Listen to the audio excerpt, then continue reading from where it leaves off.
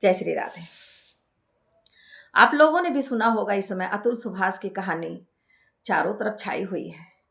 मैंने अतुल सुभाष जो है उसकी मैंने 1.5 घंटे की लगभग वीडियो पूरी सुनी है। जो मरने से पहले उसने अपना वीडियो डाला है। मरते वक्त आदमी झूठ नहीं बोलता है, उसकी एक एक बातों में सच्चाई है। मैं उसकी जब बातें सुनी तो मैंने कहा कितना लोगों ने मजबूर किया कि वो आज आत्महत्या कर लिया। वो कैसी औरतें हैं, कैसी लड़कियां हैं। कहते हैं औरत तो ममता की देवी होती है, और ये औरत कैसी थी कि अपने पति को मजबूर कर दिया मरने के लिए। उसके हृदय को तार तार कर दिया है, तभी वो मरने के लिए मजबूर हुआ है। और मैं कहूँ माँ बाप को क्या कहूँ, जो आजकल एक धंधा बना लिए हैं लड़का वालों से पैसा कमाने का। अपनी लड़की को मजबूर करते हैं, अपनी लड़की को मजबूर क्या करते हैं, वो उनके इतने कान भरते हैं कि ससुराल वाले उनको बुरे ही नजर आते हैं, और थोड़ी थोड़ी गलतियों का उनको बहुत बड़ा गलती बताकर और यहाँ तक कर देते हैं कि लड़की को तलाक कराने के लिए भी लड़की को मजबूर कर देते हैं। और मैं उन लड़कियों को क्या कहूँ कि जो अपना भला बुरा वो समझ नहीं पा रही हैं। और मैं ये भी जानती हूँ कि अपनी लड़की में कमी क्या है, गुण अवगुण क्या है, वो माँ बाप से ज्यादा कोई नहीं जानता है। लोग दूसरे के लड़कों में कमियां निकालते हैं, लेकिन अपनी लड़की की कमी को कभी किसी से नहीं बताते हैं कि मेरी लड़की में भी कोई कमी हो सकती है। उसके ऊपर दहेज प्रथा लगाया, मारने पीटने का आरोप लगाया, लेकिन सब गलत है। ऐसा मरते वक्त उसने जो वीडियो डाला है उसमें ऐसे एक भी शब्द नहीं है। उसके बातों से यही लग रहा है कि उसमें कहीं भी गलती नहीं थी। इन लोगों का एक ही मकसद था, लड़के से पैसा ऐंठना। उसकी मैंने वीडियो सुनी तो उसने कहा कि बताया कि मेरी बीबी को बच्चा होने वाला था, तो मेरे सास ससुर सब कोई आए हुए थे बेंगलुरु। तो हमारा ओवन बेच के था, तो वहाँ मेरी माँ भी थी, देखभाल के लिए आई हुई थी। और मैं इसके माँ बाप को जो मैनेज हो सकता था अच्छे से अच्छा पूरा अरेंजमेंट कराया था होटल में, और खाना पीना सब घर में व्यवस्था होता था, मेरी माँ करती थी। उसके बावजूद उसके माँ बाप ने लड़की से कहा कि तुम्हारे पति ने हम लोगों के रहने खाने का इंतजाम ढंग से नहीं किया है। अरे बेशर्मो, वहाँ खाना खाने गए थे कि अपनी लड़की का हेल्प करने गए थे? इसका मतलब है कि तुम लोग सिर्फ बेटी के पैसों पर ऐश करना चाहते हो, दामाद के पैसों पर ऐश करना चाहते हो। लोग तो बेटी के यहाँ पानी नहीं पीते हैं, और दामाद ने इतना इंतजाम किया, वो भी तुम्हें कमी नजर आ रही है। उस लड़की को क्या संस्कार दिया जो बच्चा तो पैदा की, लेकिन कहती है मैं बच्चे को पाल नहीं सकती हूँ। कोरोना काल में लॉकडाउन लग गया, सब अपने अपने घर चले गए। अब लड़का बोल रहा है कि लड़की कह रही है मैं बच्चे को नहीं संभालूंगी, मेरे बस का ये नहीं है। और ना वो खाना भी नहीं बना रही है, खाना भी मैं नहीं बनाऊंगी। पति बोला मुझे खाना भी ज़्यादा बनाना नहीं अच्छा आता था, मैं जैसे बनाता था वो भी उसको पसंद नहीं आता था, कहती थी बाहर से मंगाओ। सारी व्यवस्था करने के बाद बोला चोरी छिपे मैंने एक लेडीज थी उनको मैंने घर में रखा, जो चोरी चोरी सुबह 6 बजे आती थी और रात में 7-8 बजे तक वो बच्चे को दिन भर देखभाल करके चली जाती थी। उसके बावजूद भी वो अपनी बीवी को खुश नहीं कर पाया। इतना सब कुछ करने के बाद भी अपनी बीवी को वो खुश नहीं कर पाया, और एक दिन बीवी मैके चली गई और वहाँ से तलाक का उसको नोटिस दे दिया। और नोटिस दिया उसके बाद उसे हर्जाने के रूप में कितना पैसा मांग रही है। हर महीने उससे 40,000 50,000 रुपए चाहिए, 3 करोड़ रुपए उसको हर्जाने के रूप में चाहिए। अरे भाई वो कहाँ से लाएगा इतना पैसा? तो क्या शादी इसीलिए की थी कि बाद में ऐसा ऐसा करके हम उससे पैसा वसूल लेंगे?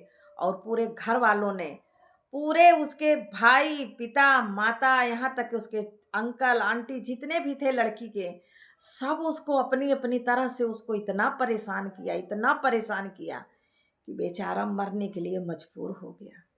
अब उस लड़की का क्या होगा? वो तो मर के चला गया। अब वो माँ बाप उस लड़की को किसका घर बर्बाद करने के लिए किसके घर फिर शादी करेंगे?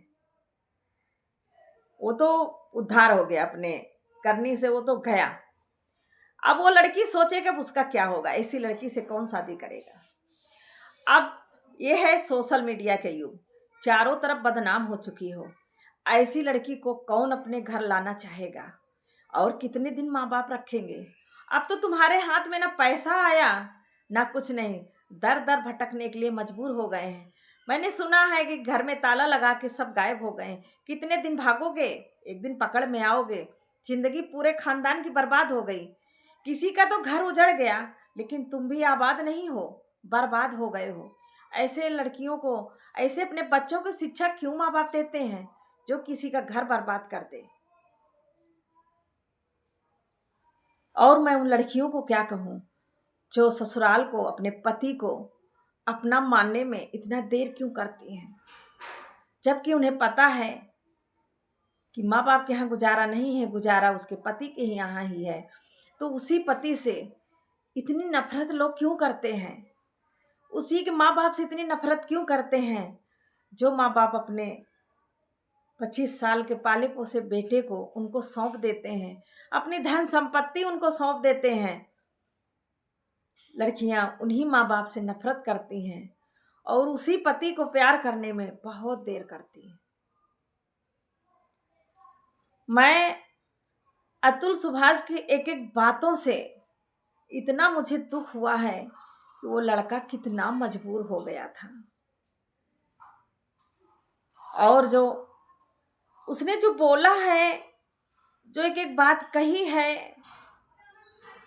कि मैं 3 करोड़ रुपए देकर भी मैं उद्धार ना हो पाता, 2-4-6 महीने में वो फिर हम मेरे ऊपर लगाती, जाके कोर्ट में कहती कि इतने में मेरा खर्चा नहीं चल रहा है, बच्चा बड़ा हो रहा है, उसके खर्चे बढ़ रहे हैं, तो मुझे और धनराशि बढ़ानी पड़ती। जब मैं 50 से 60-70 हज़ार रुपये उसको महीने में मैं दे देता उसी को, तो मैं अपना घर कैसे चलाता, मैं क्या करता। मुझे कोई रास्ता नहीं दिखा, अंधेरा छा गया मेरे आँख के सामने, और मजबूर होके आज मुझे दुनिया छोड़ना पड़ रहा है। वो माँ के ऊपर क्या बीतती होगी। और एक चीज़ और, जहाँ हम इंसाफ मांगते हैं, जब वही धोखा दे देते हैं, तो इंसान कहाँ जाएगा इंसाफ मांगने। वो जज जो इतनी दुष्ट औरत है, वो, इससे शायद गलत शब्द और मैं ना अपने मुंह से बोल पाऊँ, कि लोग कहते हैं औरत ही औरत का दर्द समझती है, लेकिन ये औरत जज जो है ये बहुत बदतमीज थी। ये लड़की से भी खाती थी पैसे, और अतुल सुभाष से भी पैसे ऐंठती थी, और फैसला देती थी लड़की के पक्ष में। ऐसी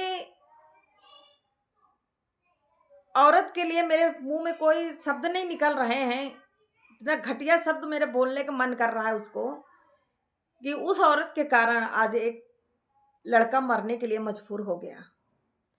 उस जज ने घर उजाड़ दिया।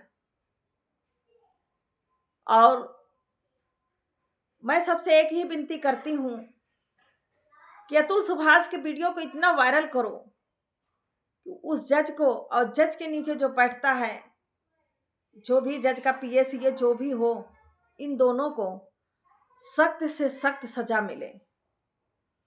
ये इंसाफ की कुर्सी पर बैठने लायक नहीं है लोग, इनको सरकार निकाल के बाहर करे।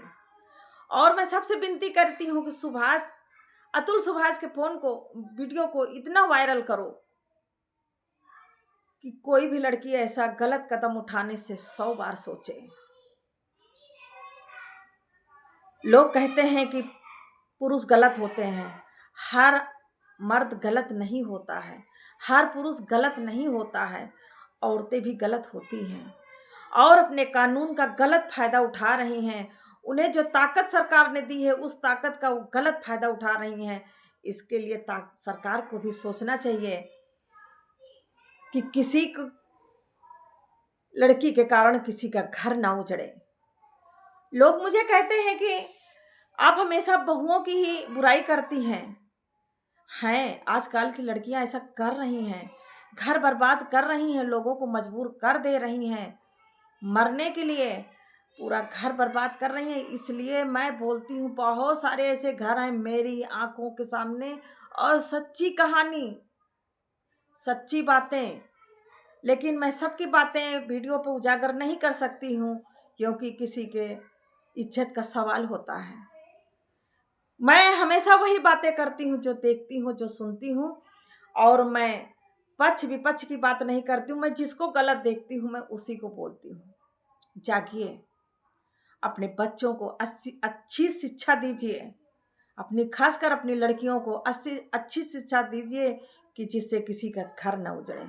अगर आप लोग मेरी बात से प्रभावित हैं तो लाइक फॉलो शेयर जरूर करिए। जय श्री राधे।